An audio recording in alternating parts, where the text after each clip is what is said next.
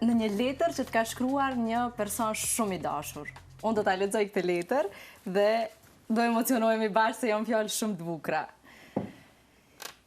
I dashur gjysh i Zanit, kësaj radhe po e nis ndryshe me epitetin tënd të ri, që të gëzoi aq shumë. E mua po më bën të kuptoj sa shpejt u ritëm, pa e ditur se bukuria e fëmirisë së lumtur që na krijove do të mbetej vetëm një kujtim i ëmbël.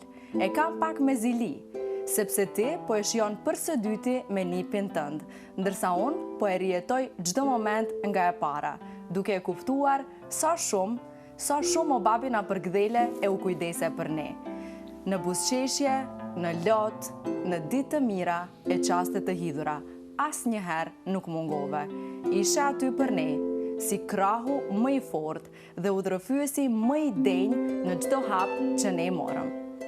Edhe kur netët e gjata të punës ta pamundsonin prezencën, ti përsëri gjeje një mënyrë që të ishe aty për ne.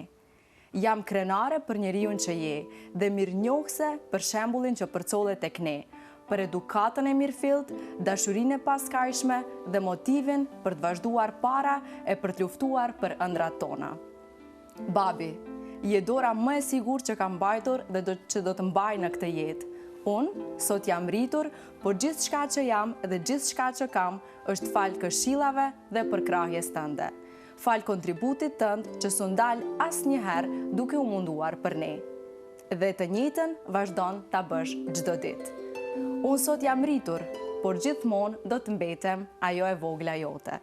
Ashtu siç ti e di që ende më sheh. Faleminderit për çdo gjë, e mbi gjitha për këto copëza mrekullie të njeriu që je e që sot i përcjell edhe tek fëmiu im.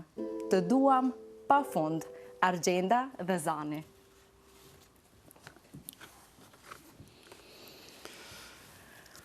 Po ju shoh shumë të emocionuar. Vajzën e përshëndes me zemër kështu madhështore, me atë shpirtnisht oj bija jeme, për krejt këto fjalë që i ke thonë, por atë gëzimin madhështor që ja ke pru familjes është Zani.